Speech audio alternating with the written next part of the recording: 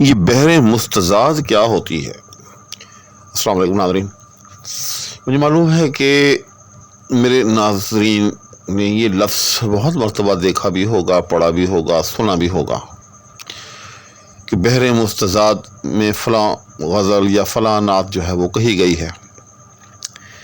حال ہی میں ملتان کے بہت معروف نعت گو شاعر جناب اشفاق احمد غوری دامت برکاتہم العالیہ، انہوں نے اپنا ایک نعتیہ مجموعہ جو ہے وہ صرف اور صرف بحر مستضاد ہی میں لکھا ہے۔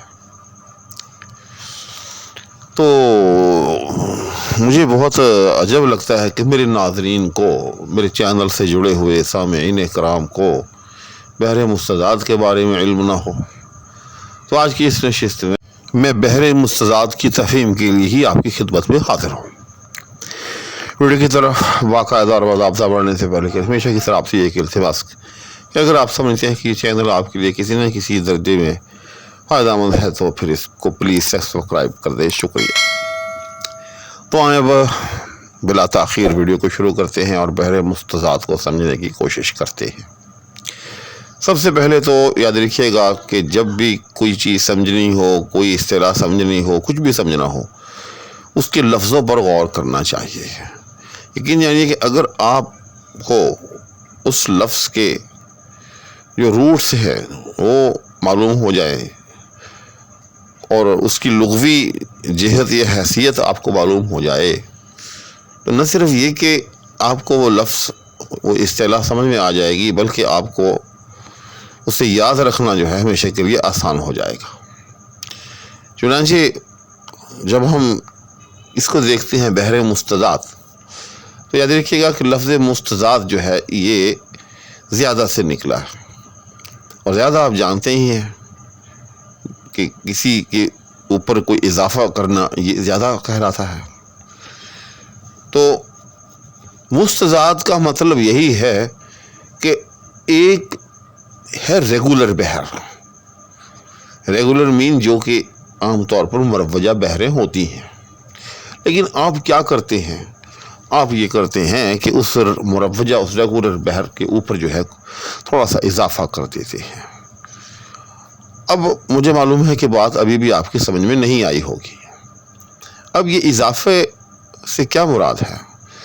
اضافے سے مراد یاد رکھیے گا یہی ہے کہ اس کے ارکان میں اضافہ کر دینا۔ لیکن ایک بات یاد رکھیں، اس اضافے کا ایک خاص قاعدہ کلیہ ہوتا ہے۔ ایسے نہیں ہوتا جس طرح سے میں مثال دے رہا ہوں کہ جیسے بحر حزج ہے تھوڑی دیر کے لیے کہ وہ مفاعیلن مفاعیلن مفاعیلن مفاعیلن ہے، تو 4 مرتبہ مفاعیلن آ گیا۔ اگر آپ کہیں کہ جی ہم اس کو 5 مرتبہ کر لیتے ہیں یا 6 مرتبہ کر لیتے ہیں ایک مصرعے میں مفاعیلن کو، تو یہ کیا مستضاد ہو جائے گی؟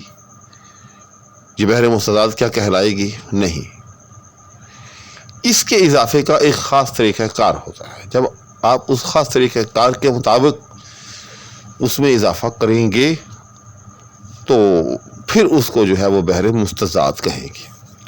میں آپ کو ایک مصرع پڑھ کے جو ہے وہ دکھاتا ہوں بحر مستضاد کا، یعنی ایک غزل ہے، اس کا مطلع جو ہے، یا یوں کہیں کہ وہ غزل جو ہے ایک طرح سے بحر مستضاد میں لکھی گئی ہے، تو میں آپ کو اس کا مطلع جو ہے وہ پڑھ کے دکھاتا ہوں، پھر آپ کو سمجھ میں آئے گا کہ بحر مستضاد کیسی ہوتی ہے اور یہ کس بحر میں ہے اور اس پر کیسے اضافہ کیا گیا ہے۔ نگاہوں سے تیرے دل تک سفر ہے، جوانی مختصر ہے۔ دوبارہ سنیں پہلا مصرع، نگاہوں سے تیرے دل تک سفر ہے، جوانی مختصر ہے۔ دوسرا مصرع ہے مسئلے کا، میری ہر سانس تیری رہ گزر ہے، کہانی مختصر ہے۔ اچھا، اب آپ دیکھیں گے، سب سے پہلے دیکھیں کہ یہ جو مطلع ہے پورے کا پورا آپ کے سامنے ہے، اسکرین پر آ رہا ہے، یہ کسی یوں سمجھے کہ ایک لہر بحر میں نہیں ہے۔ آپ دیکھ رہے ہیں کہ اس کے 2 ٹکڑے سے بنے ہوئے ہیں، یعنی وہ جو پہلا مصرع ہے اس کے آخر میں جوانی مختصر ہے، اور اسی طرح سے دوسرا مصرع جو ہے اس کے آخر میں کہانی مختصر ہے۔ یہ 2 الگ پیسز یوں سمجھیں کہ اس کے ساتھ لگائے گئے ہیں۔ تو بس یہی وہ اضافہ ہے یا یہی وجہ ہے کہ ہم اس کو بحر مستضاد جو ہے وہ کہہ رہے ہیں، کیونکہ جو اصل غزل جو ہے وہ جو ہے وہ ہے مفاعیل مفاعیل فعول. اب دیکھیں نا اس کا پہلا مصرع، نگاہوں سے تیرے دل تک سفر ہے، مفاعیل مفاعیل فعول. تو یہ بڑی معروف بحر ہے، یعنی 2 مرتبہ مفاعیل اور تیسری مرتبہ جو ہے اس کے ساتھ فعول، مفاعیل مفاعیل فعول. اس میں بڑی غزلیں ہیں، غالب کی بڑی غزلیں ہیں. تو اصل بحر یہ تھی، نگاہوں سے تیرے دل تک سفر ہے، جہاں تک اصل بحر تھی. لیکن شاعر نے کیا کیا، اس کے ساتھ ایک ٹکڑا اور ملا دیا، جوانی مختصر ہے، مفاعیل فعول. تو اب آپ نے دیکھا کہ اصل بحر کیا تھی، مفاعیل مفاعیل فعول.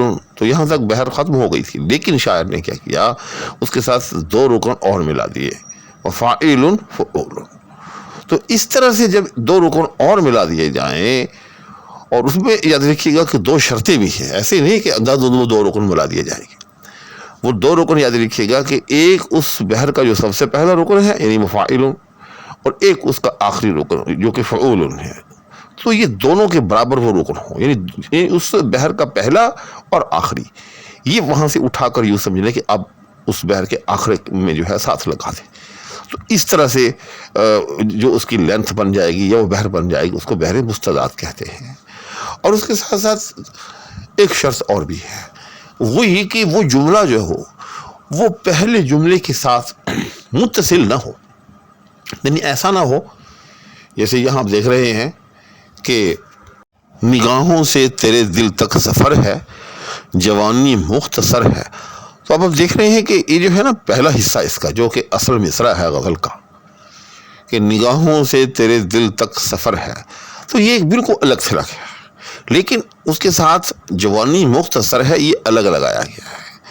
اسی طرح سے دوسرا مصرع، میری ہر سانس تیری رہ گزر ہے، یہ بالکل الگ مصرع ہے. اور اس کے ساتھ مستضاد کے طور پر یعنی جو اضافہ کیا گیا ہے وہ کیا ہے، کہانی مختصر ہے. تو یہ جو دوسری شرط، اس کے پھر آگے یوں سمجھ لیں کہ 2 جز ہیں. وہ کیسے کہ پہلا جز اس کا یہ ہے کہ جو اس کے ساتھ جو ٹکڑا لگایا جا رہا ہے وہ اس کے ساتھ اس لائن کے ساتھ بالکل مربوط نہ، اس کا حصہ نہ ہو.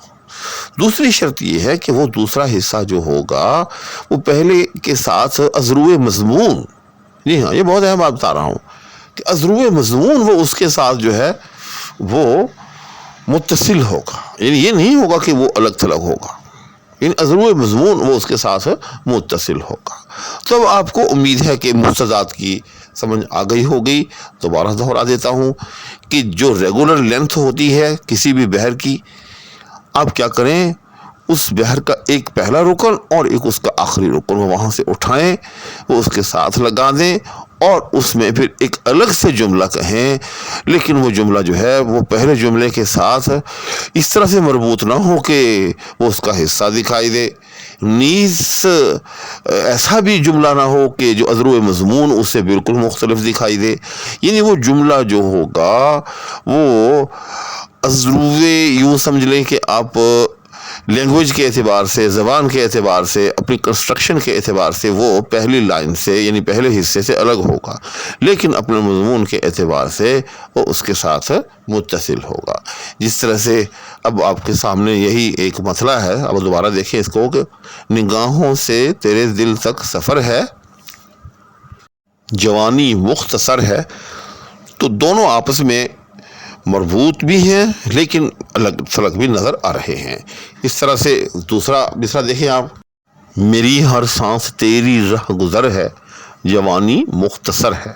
اس میں بھی آپ دیکھیں کہ یہ جو دوسرا ہے یعنی جوانی مختصر ہے یہ الگ تھلگ بھی ہے اور اس کے ساتھ مربوط بھی ہے. اچھا لیکن یہاں ایک اور بات بھی یاد رکھیے گا کہ بعض حضرات جو ہیں وہ مستضاد کی آگے سے 2 قسمیں کرتے ہیں. وہ کیسے؟ وہ اس طرح سے کہ اگر اضافی ٹکڑا جو ہے اگر آپ اس کو اس کے ساتھ سے ہٹا دیں، لیکن اس کے باوجود جو پہلا مصرع جو ہے وہ ایک مکمل مصرع رہے اور ہر اعتبار سے وہ ایک مکمل غزل محسوس ہو، یعنی آپ نے کیا کیا، آپ نے وہ جو ایک زائد حصہ پہلے مصرے میں بھی ڈال رکھا تھا، دوسرے مصرے میں بھی ڈال رکھا تھا، آپ نے وہ زائد حصے جو ہے وہ ہٹا دیے۔ تو اگر وہ زائد حصہ ہٹانے کے بعد پھر بھی وہ جملے جو ہیں وہ 100% قابل فہم رہیں، وہ مصرے قابل فہم رہیں، تو پھر اس کو کہیں گے مستضاد غیر لازم، یعنی ایسی مستضاد کہ اس کا لازم جزو لازم نہیں ہے، یعنی وہ مستضاد غیر لازم کہلائے گی۔ اور اگر وہ جو آپ نے ٹکڑے بہم پہنچائے ہیں، وہ جو زائد حصے اس کے ساتھ لگائے ہیں، وہ ہٹانے سے جو پہلے مصرے یا جملے ہیں وہ بے معنی سے ہو جاتے ہیں، تو پھر اس کو کہا جاتا ہے مستضاد لازم۔ اب ایک بات رہ گئی کہ جس طرح سے دوسرا مصرع جو ہے اس میں آپ نے جو غزل کا قافیہ ہے اور جو ردیف ہے اس کو لے کے جو ہے آپ نے مستضاد وہم پہنچانی ہے، تو پہلا مصرع جو ہوگا یاد رکھیے گا وہ آپ کا جس لفظ کے اوپر بھی ختم ہو رہا ہے، تو وہاں آپ نے جو ہے اس لفظ کو ایک طرح سے قافیہ یا ردیف قرار دیتے ہوئے اس کے ساتھ مستضاد کا حصہ وہم پہنچانا ہے۔ میں آپ کے سامنے ایک پوری مستضاد جو ہے وہ اس وقت پیش کر رہا ہوں، آپ اس کو پڑھیں، اور پڑھنے کے بعد آپ کو پھر باقاعدہ طور پر جو ہے وہ اندازہ ہو جائے گا کہ مستضاد جو ہے وہ کیسے لکھی جاتی ہے۔ اگر پھر بھی کوئی پرابلم، کوئی مسئلہ ہو، سمجھ میں نہ آئے، تو بے تکلف جو ہے آپ اس ویڈیو کے کمنٹس کے اندر مجھ سے پوچھیں، اس کا اندراج کریں اپنے سوال کا، تو میں انشاءاللہ تعالیٰ پھر مزید تفصیل کے ساتھ آپ کو بتاؤں گا۔ اگر مزید ویڈیو کی ضرورت ہوئی تو میں مزید ویڈیو بھی اس پر بنا دوں گا۔ اسی کے ساتھ اور دعاؤں کے التماس کے ہمراہ اجازت چاہوں گا۔ اللہ حافظ۔